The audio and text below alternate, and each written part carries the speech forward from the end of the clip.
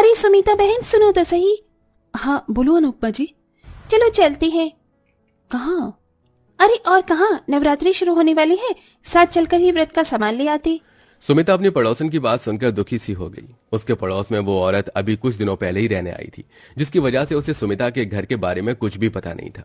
जैसे ही उसने सुमिता को अपने साथ चलने को बोला तो पीछे से एक मोहल्ले में ही रहने वाली औरत बोली, अरे बहना तुम भी किससे जाने को बोल रही हो? इस बेचारी के घर तो बस 2 वक्त रोटी बन जाए उसी में भगवान का एहसान है। इसके पास पैसे नहीं होंगे जो ये नवरात्रि का बढ़ती सामान खरीदे। क्यों सुमिता बहन? मैं भी परेशान हूँ, आप लोग जाइए। सुमिता की पड़ोसन कड़वी बातें सुमिता के मुंह पर मारकर चली गई। दरअसल सुमिता बेहद ही गरीब थी। जितनी उसके अंदर जान थी उस हिसाब से वो बेचारी मेहनत तो करती थी, लेकिन कुछ खास उसके परिणाम सामने नहीं आते थे। लेकिन इस सब के बाद भी सुमिता अपने मन में माता रानी की सच्ची श्रद्धा रखती थी। जब वो बाहर से घर में आई तो बस अपना दुख बताने को माता रानी के आगे बैठ गई। उसने उनके सामने मिश्री का प्रसाद रखा और रोते हुए बोली, हे माता रानी, मैंने कभी अपनी जिंदगी या हालातों से शिकायत नहीं की, लेकिन ये लोग गरीबी का भी ताना बनाकर मुंह पर ही मार देते हैं। माना कि मैं गरीब हूँ, हाँ माना कि ये लोगों की तरह नवरात्रि की तैयारी नहीं कर सकती, लेकिन इस सबसे कहीं ज्यादा मैं आपकी भक्त हूँ। मुझे भी नवरात्रि के व्रत रखने हैं, बस माँ मुझे हिम्मत देना। सुमिता काफी देर बैठकर अपना मन हल्का करती रही। उस वक्त उसकी सास और बेटा दोनों भीख मांगने के लिए मंदिर गए हुए थे। कुछ ही देर बाद 2-4 रुपए लेकर वो दोनों लौट आए और गरीब सुमिता ने उन्हें रूखी रोटी खाने को दी।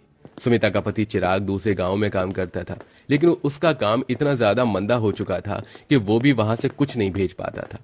सुमिता के ऊपर दुखों का मारू पहाड़ टूटा हुआ था।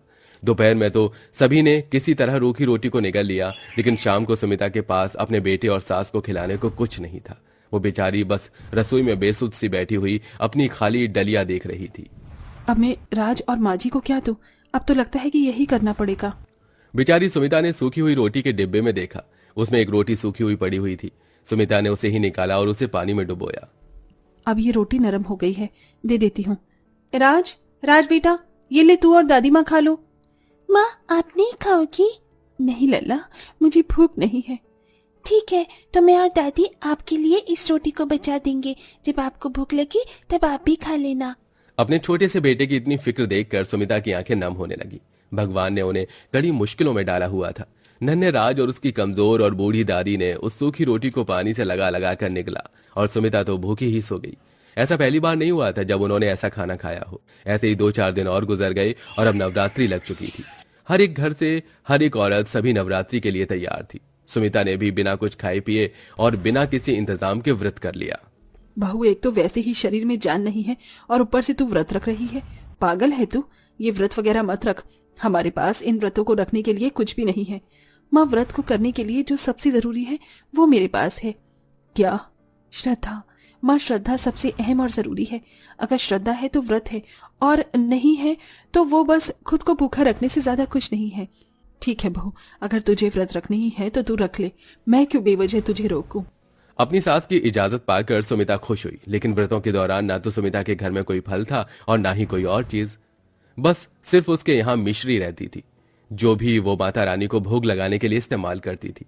सुमिता ने लगातार नवरात्रि के 5 व्रत बिल्कुल भूखे रहकर पूरे किए, लेकिन आज का छठा व्रत उसे मुश्किल पड़ने लगा, क्योंकि उसे घर का भी काम रहता था और साथ ही अपनी सास और बेटे का पेट भरने की चिंता भी। अभी भी सुमिता भूखी प्यासी मंदिर के बाहर से भंडारा लेने की लाइन में लगी हुई थी कि तभी वो चक्कर खाकर गिरने लगी। अरे नहीं, मेरा तो सर घूम रहा है। अरे अरे देखो भाइयों, इन बहन को क्या हुआ? अरे बहन उठो, क्या हुआ तुम्हें? अरे कोई पानी दो। वहां खड़े हुए लोगों ने उस गरीब की मदद की। पानी का छींटा पड़ने से सुमिता जागी और होश में आई। अरे बहन ठीक तो हो? क्या हुआ तुम्हें? कुछ नहीं, बस चक्कर आ गया। सुमिता को सभी ने एक साइड बैठा दिया और उसे भंडारे की प्लेट जल्दी से देकर वापस घर भेजा। गर्मी काफी ज्यादा थी, लेकिन इस गर्मी और अपने पेट को एक तरफ करते हुए मजबूर मां को घर से निकलना पड़ा। इसी तरह से परेशानियों में सुमिता की नवरात्रि गुजर गई और आज कन्या पूजन का दिन था। सुमिता का मन तो बहुत ज्यादा था कि वो भी कन्याओं को कुछ खिलाए, लेकिन उसके घर में तो अपने ही खाने के लाले थे। सुमिता माता रानी की तस्वीर के आगे बैठी हुई रो रही थी। माता रानी, जितना मैं कर सकती थी मैंने किया। मेरे बस में सिर्फ व्रत रखना था तो मैंने व्रत रखा, लेकिन अब इस नवरात्रि का अंत करने के लिए मेरे पास कन्याओं को खिलाने को कुछ भी नहीं है। मैं चाहकर भी कन्या पूजन नहीं कर सकती हूँ। माँ, तो मुझे माफ कर देना और मेरे नवरात्रि के व्रतों को मान लेना। सुमिता ने सच्ची श्रद्धा से अपना काम कर दिया था। कहते हैं ना, अगर इंसान अपनी तरफ से वो सब करे जितना कि वो कर सकता है तो फिर नामुमकिन हालात में करिश्मे होते हैं। सुमिता के साथ भी करिश्मा हुआ। जब वो रो रही थी तभी माता रानी की तस्वीर बहुत ही ज्यादा सुंदर सुनहरी रोशनी में चमकी और स्वयं माँ दुर्गा ने सुमिता को दर्शन दिए। सुमिता, परेशान मत हो, मैं तुमसे नाराज नहीं हूँ, बल्कि बहुत खुश हूँ जो तुमने ऐसी जिंदगी जीकर भी कभी मेरा दामन नहीं छोड़ा, नामुमकिन हालातों में मेरे ऊपर विश्वास किया, खुद सूखी रोटी खाई, मुझे मिश्री का भोग लगाया, खुद 9 दिन भूखी रही, लेकिन मेरे लिए कन्या पूजन की चिंता की। अब मुझे तुमसे कुछ और नहीं चाहिए, मैं अब तुम्हें कुछ देने आई हूँ, ये लो। माता रानी ने सुमिता की रसोई की तरफ उंगली उठाई और वहां ढेरों राशन आ गया। ये सामान कन्या पूजन के लिए है, इससे बनाओ जो भी तुम्हें अच्छा लगे और खुद भी खाओ, कन्याओं को भी खिलाओ। ऐसे बोलकर माँ दुर्गा गायब हो गई। बहुत देर तक तो सुमिता, महादेवी और राज बस यूं ही बैठे रहे, लेकिन फिर सुमिता होश में आई। माँ हमारे घर माँ दुर्गा आई थी, आपने देखा ना? हाँ बहू, मैंने देखा, स्वयं दुर्गा माँ थी। बहुत जल्दी से प्रसाद बना, आज हम भी अच्छा खाना खाएंगे। मैं बताती हूँ, आज तो हलवा पूरी, खीर, मटर पनीर और भी बहुत कुछ बनाना। जरूर माँ। सुमिता ने सब कुछ बहुत ही दिल से बनाया। गरीब घर की रसोई में राशन आ जाना किसी खजाने से कम नहीं था। सुमिता के राशन को देखकर सारी थकान उतर गई और उसने अपने हाथों से कन्या पूजन के लिए प्रसाद बनाना शुरू किया। महादेवी घर घर जाकर कन्याओं को खाने के लिए बोल आई और सुमिता के छोटे से आंगन में भी रौनक हो गई। कितना स्वादिष्ट प्रसाद है। सुमिता काकी, एक कटोरी हलवा और मिलेगा? हाँ हाँ, जितना मर्जी उतना खाओ, मैंने बहुत बनाया है। मुझे और सब्जी दो सुमिता काकी, ये बहुत अच्छी है। लाओ मैं देती हूँ। सुमिता ने भरपेट कन्याओं को प्रसाद खिलाया और उनके घर से जाने के बाद सुमिता, राज और महादेवी खाना खाने के लिए बैठे। तभी महादेवी का बेटा चिराग भी घर आ गया। अरे, आप सभी क्या खा रहे हैं अकेले अकेले? अरे चिराग जी, अचानक आइए, आप भी हमारे साथ खाना खा लीजिए। अभी खाऊंगा, पहले तो मेरी बात सुनो। जानती हो आज क्या हुआ? जब मैं काम की तलाश कर रहा था तब एक बड़ी कंपनी का मालिक मुझसे टकरा गया। इत्तेफाक से उस वक्त मैंने उनकी मदद कर दी और अब उन्होंने मुझे अपनी कंपनी में काम करने के लिए बुलाया है। क्या सच? शुक्रिया माता रानी। चिराग जी, माता रानी का शुक्र अदा कीजिए, उनकी ही लीला हमारे ऊपर बरसी है।